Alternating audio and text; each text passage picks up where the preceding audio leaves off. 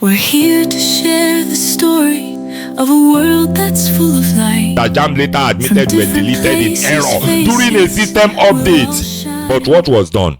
What happened after then? Nothing. No one resigned. No national overhaul. No proper compensation. And definitely no justice. And now in 2025 again, they tell us it happened again. Only this time, it is 380,000 children. That's not a glitch. That's a crisis. That's a collapse. Heavenly-Gold. Now, let me take you to what technology looks like. Do you know that JAMB signed contract worth over 5 billion naira with tech vendors to build and manage their CBT system? Yet, many of the centers reported blank computer screens, frozen exam timers, login failures, power outages, and missing subject while exam was ongoing. Is this 2025 or 1995? If JAMB was a private company, else would have rolled. If Nigeria was a nation that respected children, resignation would have come before breakfast. As a matter of fact, Heavenly-Gold, people would have been in court, probably heading to jail as at now. But instead, we get nothing but statements. Professor Ishak Oloyede, the registrar, called it a minor inconvenience. 380 lives, and you call it minor. Heavenly-Gold, that alone should be ground for immediate dismissal and jail. But in Nigeria, he will probably get a national award for digital transformation. That's what we are. Heavenly-Gold, let me break it down further. What really happened was incompetence. I need to be sincere with you. The technology was faulty. The infrastructure was unstable. No real-time system backups. No disaster recovery protocols. That is not a glitch. That is a gross negligence. Greed. Every JAMB form costs 6,200 naira.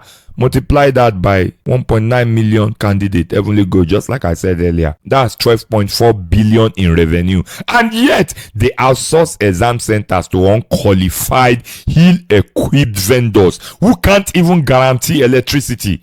Zero accountability. Not one official has stepped down as we speak. No investigative panel. No live broadcast. No answers. Just canned apologies and planned receipts. As if that will erase the trauma. And what about children? What about the faith? What about Alima, who now believes she's not good enough because a machine told her so? Heavenly-Gold. What about the student whose parents had to borrow money to pay for these forms? This is not technological failure. This is moral failure, national failure, intergenerational trauma. And what does this say to children? It says you can work hard and still be destroyed by a broken system. It says your tears are cheaper than contracts. It says education in Nigeria is for sale and you can't afford it because your parents are poor. You ask if this is about profit over people. Absolutely. Because if this system truly care about children, we would have had a national child ombudsman, an independent exam commission with legal backing, free exam registration for public school students, government funded remediation for failed system. Instead, we have JAMB, an organization more interested in surplus than in student welfare. Heavenly-Gold, in 2020 alone, JAMB remitted 3.5 billion in surplus to the federal government. Oh my God. Let me say that again. While children were fainting in overcrowded centers, JAMB was celebrating profit. What kind of system does that? The same system that allowed over 1 million out of school children in the north to remain invisible. The same system that allowed terrorists to kidnap school girls and then later rebranded the tragedy into political campaign promises. And they tagged it, "Bring back our girls, bring back our girls, hashtag bring back our girls." The same system where lawmakers earn over 30 million per month while public school teachers earn 40,000 to 60,000. So my daughter, this is not a glitch. This is how every system in Nigeria from up to down are designed to function. It fails, it profits the criminal politician, then it apologizes. And it repeats itself again, and again. But what it doesn't do is care. Nope, Nigeria system doesn't care who die or live. So what do? Again, we call it out. We refuse this pain. We demand an audit. We push for legal reform. We rally for faith. We speak for Chidera. We fight for Halima. We teach this nation that children are not disposable. They are not numbers. They are not collateral damage. They are the future of Nigeria. And we will not let a broken system bury them in silence ever again. Dad. You said something that made my heart stop. JAMB remitted 3.5 billion naira in profit while children were crying in classrooms with no roofs. While kids were writing exams on broken desks, the system was cashing out. And it's not just JAMB, is it?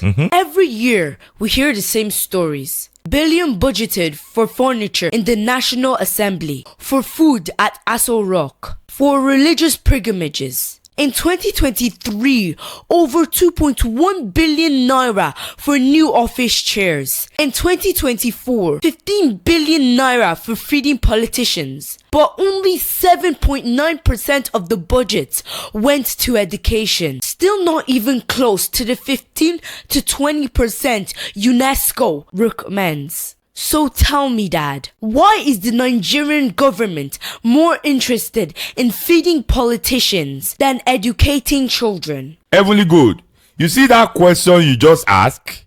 That question bombs. And you've just put your finger on the ugliest truth about country called Nigeria. Nigerian politicians are always fed fat while Nigerian children starved for knowledge. This is not a theory, it's a fact. It's budgeted, it's documented, and it is deliberate. Let's start with the numbers. In 2024, Nigeria allocated just 2.18 trillion to education. That's only 7.9% of the total 27.5 trillion national budget. Still below the UNESCO recommendation of 15 to 20%. Heavenly-Gold. Now contrast that with this 15 billion naira budgeted for food and refreshment at Aso Rock. In the same year, 2.1 billion naira for lawmakers' furniture in 2021. 10 billion naira for presidential villa renovation. Over 19 billion spent on religious pilgrimages between 2020 and 2023. Meanwhile, students in Bauchi are still learning under trees. Kaduna, a school collapsed on students in 2022. 3 died, no inquiry, no justice, no resignation. You ask why they care more about feeding politicians than educating children. You want to know, Heavenly-Gold? Because politicians don't see children as the future in Nigeria. They see them as background noise. They don't see schools as sacred places. They see them as political contracts. That's why year after year they build model schools that are photo ops, not learning environment. This is not new. It is a trend. They've been shortchanging Nigerian children since independence in 1960. Let me take you back in time on the corruption of politicians in education sectors.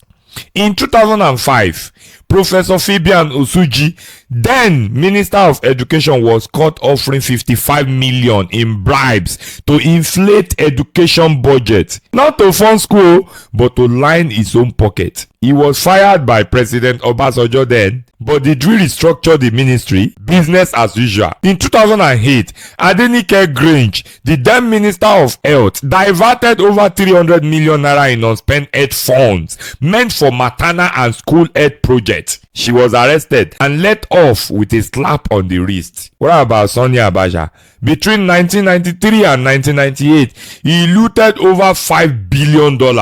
Part of which came from federal allocations meant for social sectors like education and development. That loot is still being recovered to this day. Why some of the children it was meant for are now adults, some of them have even died, and they never got the education they deserve. In Abia State, Theodore Orji and his son Chinedum Orji were investigated by the EFCC for misappropriating over 500 billion naira, including funds allocated to schools and local government education authorities. The state still ranks among the lowest in WAEC performance. And the children, they pay the price every time. We talk about poverty in Nigeria, but we don't say enough about educational poverty. Heavenly-Gold, as we speak, over 10.5 million Nigerian children are still out of schools, scattered everywhere in Nigeria, the highest in the world.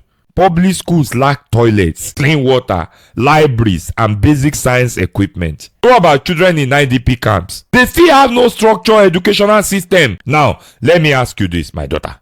How can we fund religious pilgrimages with public money, but we cannot fund basic writing materials? How can we buy SUVs for local government chairmen, but tell a child in Kano to memorize maths from a chalkboard that's already broken in half? What does that say about our values? It says politicians must be fed. It says power must be comforted. It says the child can wait. But let me say this on record, my daughter. Till Nigeria learns to prioritize books over buffets, tables will keep turning, but the children will keep failing. Until Nigeria is ready to feed young minds, not old egos, we will keep watching the future collapse in silence. But as long as the Onaolapo Show exists, we will keep naming names, shaking tables, and reminding Nigeria of this one simple truth, that the future does not sit in the Senate chamber. The future sits in the classroom. The future is not even you, Heavenly-Gold. You are the present. And if Nigeria can't see that, then we are already failed. Dad. Yeah? I keep thinking about something you once told me. You said in Makoko, going to school felt like walking into a war zone, and coming back home felt like surviving a battle. I didn't understand it, but now I do. Because how can a child focus on learning when the classroom roof is leaking? When hunger is louder than the teacher's voice? When your school uniform is torn and your shoes are made of rubber? When your headmaster beats you for being late but doesn't ask why you had to sell sachet water before coming to school? Dad, you lived it.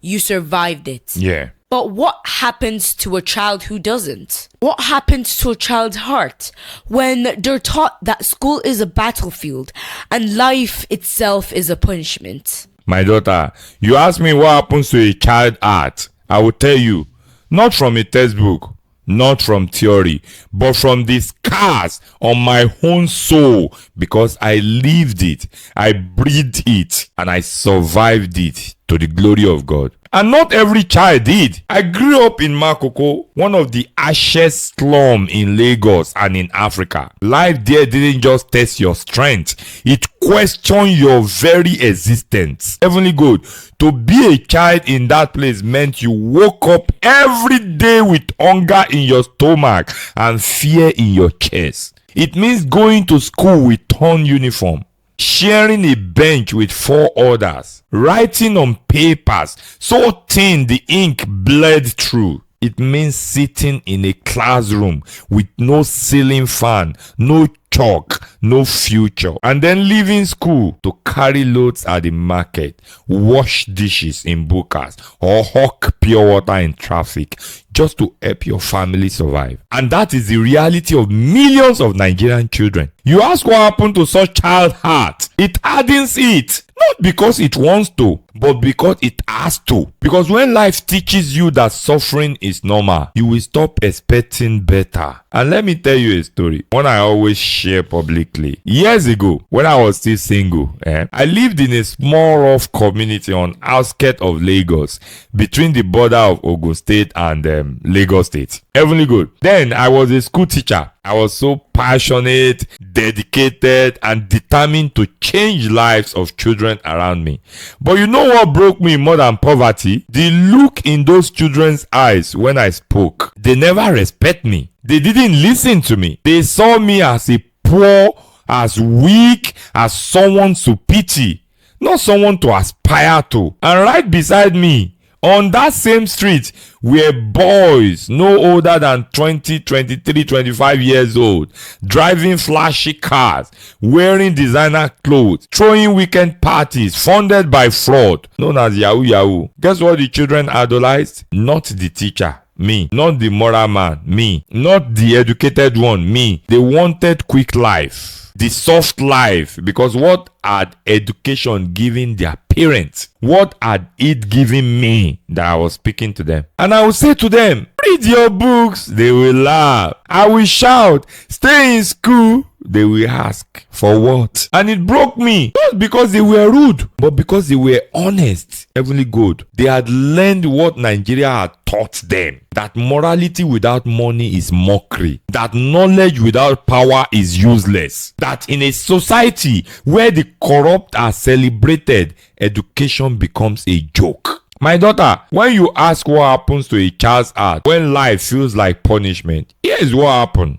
They stopped dreaming. They stopped believing. They gave up before they begin. And when they do dare to dream, society punished them for dreaming the wrong way. If a girl from the slum says she wants to be a lawyer, people will just look at her and ask, where will you see the money? If a boy says he wants to be a doctor, they will just tell him, you better go and learn mechanic. And slowly, quietly, the light goes out. We have built a system in Nigeria where schools are trauma zones. Classrooms are building grounds for self-hate. And life outside school teaches children that your worth is measured only by what you wear, drive, or post online. And then we ask, why are the youth lost? They are not lost. We abandoned them. Nigeria abandoned them. Politicians abandoned them, and we taught them that the truth is powerless. We taught them that survival matters more than sincerity. So what happened? Some of them joined bad gangs, looking for brotherhood they never found at home. Some of them turned to fraud because no one ever taught them patience or purpose. Some pick up guns and become armed robbers. Not because they were born evil, but because society has showed them time and time that there's no other way. Some of our daughters are even on the street at night. Not because they want to be,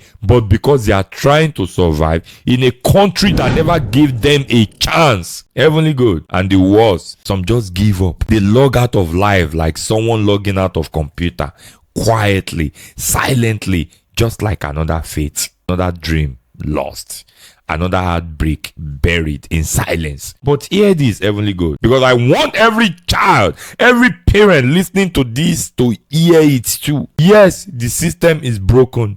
Yes, morality has been mocked. Yes, education has been devalued in Nigeria. But your art is still yours, and you can protect it. Even if the world laughs at you, even if the crowd walks the other way, even if the path is lonely, Heavenly-Gold, you can choose to believe. You can choose to rise. You can choose to become the example that others thought was impossible, just like me. Because the same children who mocked me then, Heavenly-Gold, this is a true life story. All those children who mock me then, some of them call me now. Some of them ask for advice now. Some of them say, sir, you were right. And Heavenly-Gold, they just needed time. They needed someone to keep standing, even when no one clapped. So what happens to a child heart when life becomes punishment? Heavenly-Gold, it cracks, it bleeds, it breaks, but it can also fight. Our job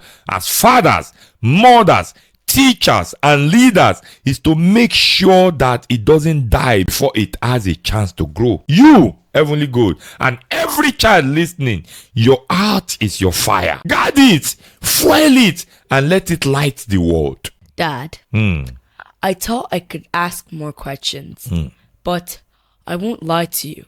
I feel tired. Everything you said about Makoko, about JAMB, about faith, about the children who never made it, it's like each word took a piece of my energy. I came into this conversation with fire, but right now, all I feel is heavy. My heart is carrying too much for someone my age. Because how do we keep talking about pain without breaking? How do we carry the stories of children whose dreams were buried by a country that should have protected them? But I know I must ask this one last question. Even when it hurts, we still have to hope. Dad, if the president, the education minister, and the JAMB officials were all sitting right here in front of us, what would you say to them? What must they do now to fix this disaster and finally protect the children of Nigeria moving forward? Heavenly-Gold, if they were sitting right here, President Bola Ahmed Tinubu and the Minister of Education, Professor Taha Maman, and JAB Registrar, Professor Isha Koloyede, I will not greet them. No, because this is not a courtesy visit. This is an intervention. This is a courtroom. And the children of Nigerian are the jury. Heavenly-Gold, I will look them in the face straight away, eye to eye, and ask them how do they sleep at night. 380 children failed by a glitch, and they can't still explain how. A girl named Faith buried because of their silence. Parents drowning in shame because they believe in a country that never believe in their children. Heavenly-Gold, I will ask them, is that a leadership? No! That's failure, and not just failure, it's wickedness. And President Tinubu, you campaigned, and one of your slogans was renewed hope. Where is the hope? Hope does not live in a country where students sit on floors in the classroom. Hope does not live where school collapse on children and nothing happens. Hope does not live where 15 billion naira is budgeted on feeding politicians, while over 10 million children are out of schools. That's not hope. That's renewed suffering. If you can't prioritize children, you are not leading a nation. Professor Taha Maman, where are you? Where is the face of your ministry? Is the face of Ministry of Education during such a national crisis in your ministry? Did you speak? Did you defend the children? Did you even apologize? You once led the Nigerian law school, so you know how system works. You know what integrity looks like. What happens? Is it the chair that changed, sir? Or did you never care to begin with? Professor Isha Koloyede, you call yourself a reformer. You rebranded JAMB. You introduced CBT. You modernized the system. But let me ask you, what is the point of technology if it buries children? You presided over a disaster that affected nearly 500,000 of children. Still, you sit tight. You blamed a glitch. But a glitch doesn't erase cause. A glitch doesn't lead to suicide. A glitch doesn't ruin dreams. People do. Professor Isha Koloyede, you do. You are not a glitch victim, sir. You are an architect of institutional chaos. And if you had any honor left in you, you would have resigned the very next day. But honor is rare in Nigerian public service. And to every governor, every commissioner of education, every state SUBEB chairman watching this, shame on you. Shame on you for stealing the funds meant for schools. Shame on you for inflating contracts and commissioning blocks of classrooms that collapse within months. Shame on you for turning education in Nigeria to business for friends and cousins. Children are dying on your watch. Children are choosing suicide over education. They are abandoning classroom for crime, and you are busy taking photos with foreign grants you will not use for the children that is meant for. President Bola Ahmed Tinubu, now listen to me clearly.